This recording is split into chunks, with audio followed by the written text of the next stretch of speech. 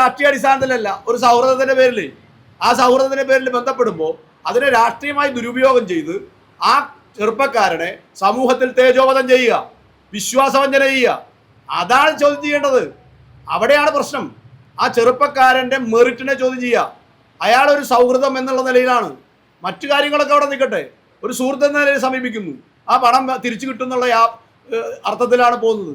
അതിനെ ചൂഷണം ചെയ്യുന്നത് ഏറ്റവും ക്രൂരതമായ നടപടിയാണ്.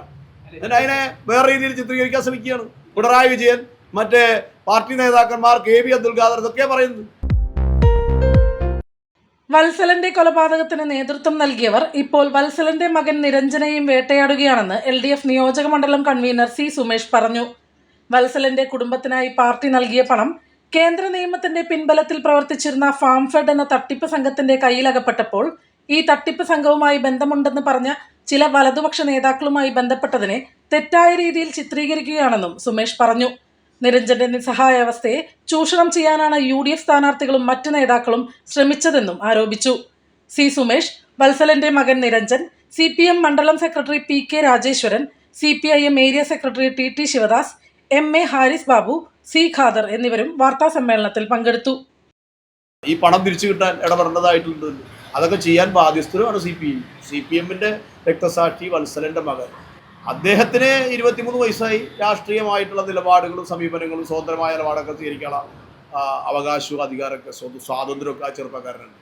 വത്സലന്റെ മകനായതുകൊണ്ട് എനിക്ക് സ്വാതന്ത്ര്യം ഇല്ല എന്ന് ഞാൻ പറയുന്ന ആളല്ല. അതൊക്കെ അദ്ദേഹത്തിൻ്റെ സ്വതന്ത്രമായി ചിന്തിക്കേണ്ട കാര്യങ്ങളാണ്. പക്ഷേ ഞങ്ങളെ സംബന്ധിച്ച് ഏത് കാലത്തും നിരഞ്ജൻ കണ്ണൻ ഞങ്ങളുടെ മകനെ പോലെയാണ്.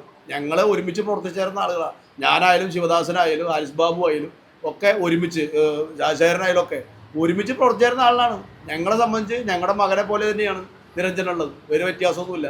ആ നിരഞ്ജനെ ഏത് ഘട്ടത്തിൽ ഏത് രീതിയിൽ സഹായിക്കേണ്ട കുറവുകളൊക്കെ ഉണ്ടാവാം.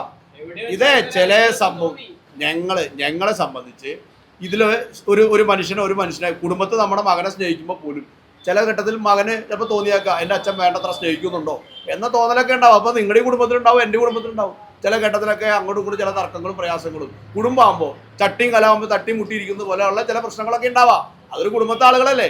അതൊക്കെ ഞങ്ങൾ പറഞ്ഞു തീർത്തുകൊണ്ട് അതിനെ രാഷ്ട്രീയമായി ഇതിനെ ദുരുപയോഗം ചെയ്ത് കളങ്കപ്പെടുത്തുക, ഒരു ചെറുപ്പക്കാരനെ വിശ്വാസവഞ്ചന ചെയ്യുന്ന രീതിയിലുള്ള നിലപാടെടുക്കുക.